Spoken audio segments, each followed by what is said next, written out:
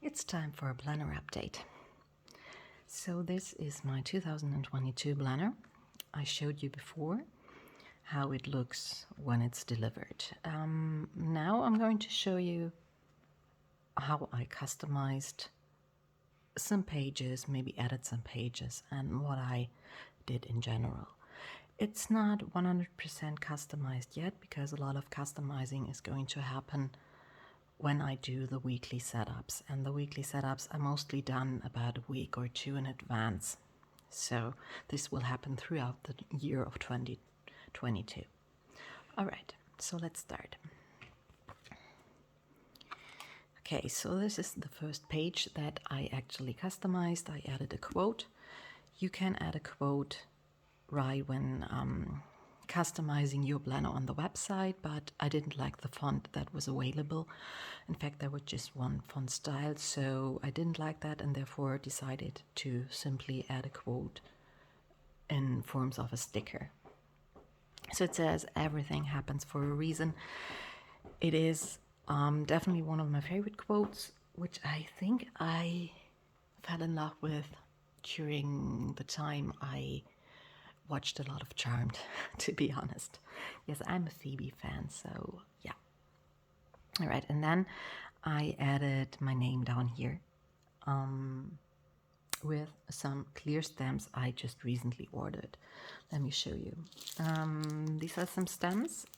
They are already a bit tinted, but that doesn't matter. I ordered these from AliExpress, and I think they were just 2 or 3 euros. I don't know, so quite cheap. The quality is actually quite good, can't complain, and I definitely like these. All right, let's continue.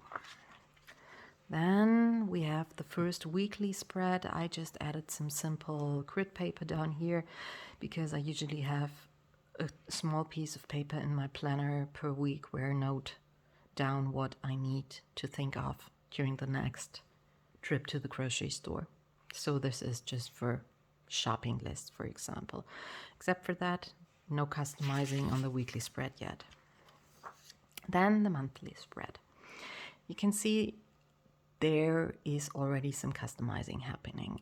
So I added some self-made stickers for the moon phases and for the zodiac signs. And then I added a phonology wheel per month. So each month does have one of these. And I designed this phonology wheel myself. So if you're interested, I can link a printable down below if you want to use one yourself. I use it for mostly for mood tracking, for example, or whatever feels right in that very moment. Just a couple of words per day, like 2 or 3. And then I added the name of the full moon in that particular month, which is Wolf Moon. And again, I used my favorite clear stamp for that. When I say I add an extra page, I also have to take care of where to punch the holes. And for that, I simply made a little stencil myself. So I can put that down on a piece of paper, just mark where the holes need to be, and then use a hole punch the holes in there and do some little cuts at the end. So you could easily put it out again, as you can see. My plan is that whenever I finish one of these, I will take them out, and I'm not quite sure whether you can see it, but there are some marks on each side, and when I cut it down there, it easily fits into my journal, and that's where I prefer to store these. At the moment, in 2021, I'm actually also filling out my phonology wheels in my journal, but for next year I thought it might be more convenient to have them in my planner so that I don't have to have, I don't know, 2 or 3 books open to actually have my daily journaling and planning routine working. So all in one place is more convenient. All right. Then again, just a couple of weeks with some grid paper for shopping lists. And then we can continue to February again, phonology wheel where it says snow moon. And and yeah, zodiac signs, and so on. I also did that for every month, including December. So this is prepared for the whole year. You can see December cold moon. And then after December, there's more customizing going on. I am not quite sure yet how and to which extent I'm going to use the monthly goals. But as I said before in my previous video, I'll see how things turn out. In case I'm not feeling comfortable working with these, I will just simply take out the extra pages or glue something over it. So just to make space for more pages. Okay, then we have the annual overviews, which I also haven't customized. And then we have the first pages that I set up. Those were just pages that were ruled and for note taking.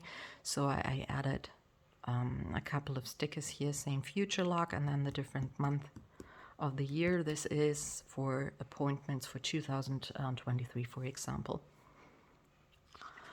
And then up next is my birthday calendar, very important. Also still the note paper section. So I note a name down here, then the day of the certain month and the year at the end. For example, for my name it would be Uta, then there would be a 26 for December, and then a 1985 around here, which makes me 36 years old, by the way. Okay, then I added extra pages because I figured in my planner, my current planner, I do have a couple of extra sections, but I'm not willing to give up on those. They are actually working quite well for me, but I didn't have enough note rules paper pages, so there was just one left, and there were 3 sections at least to add. So one section is home improvements. My partner in crime, my boyfriend and I, we just lately bought a house. And of course, there's a lot to do and a lot of projects that need to be tackled. And whenever I'm coming up with a new idea of what I could do or maybe add to the environment, maybe change, tear down, whatever, I would simply make simple notes down here. Like, for example, I don't know, maybe new curtains for the living room, or I don't know, maybe a new chair or something like that for the kids' room. Then I have a section that is just labeled ideas. Ideas are just general thoughts that come up, maybe around new crafting projects or anything else surrounding my whole life that doesn't refer to our house.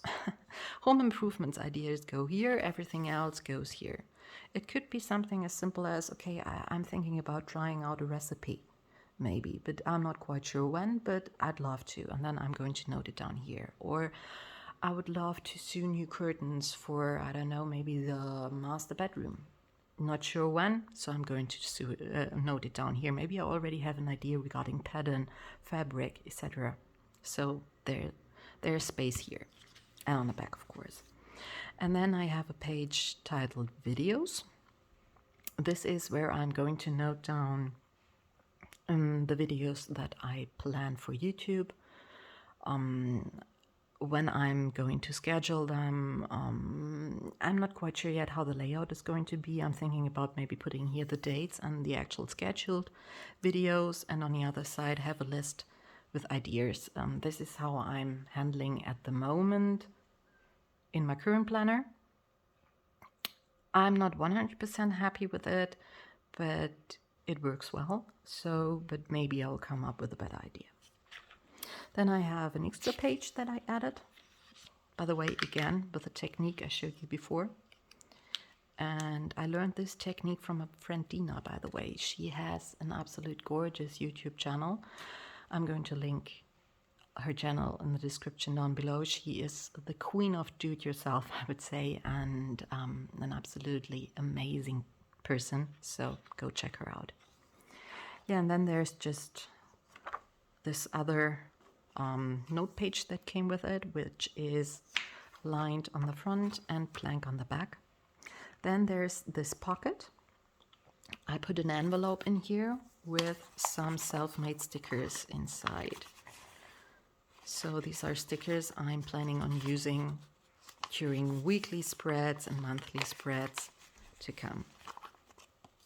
Of course, I'm also going to use stickers from my collection, but these are the basic stickers. And then last but not least, quick reminder, there is a coupon code, more or less, which gives you a couple of percent, a 10% discount of personal planners. There's also a discount code for myself, but that one's covered on purpose. But if you want, use this one and you will get 10% off. And that's it. We're at the end of my planner. Just one last remark. As you can see, I took out the elastic.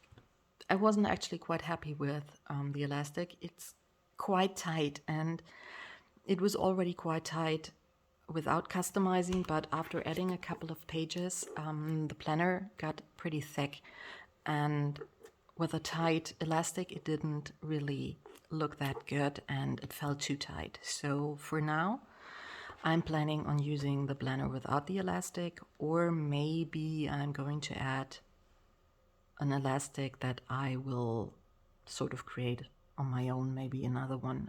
I still have a lot lying around from other A5 planners. Maybe they can fit in there, you never know.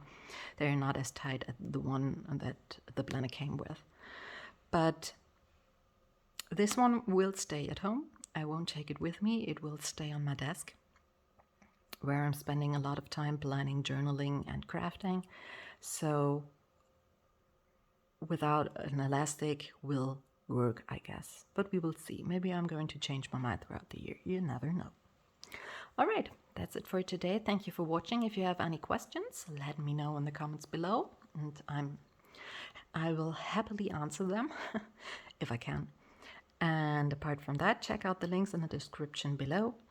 And yep, see you soon.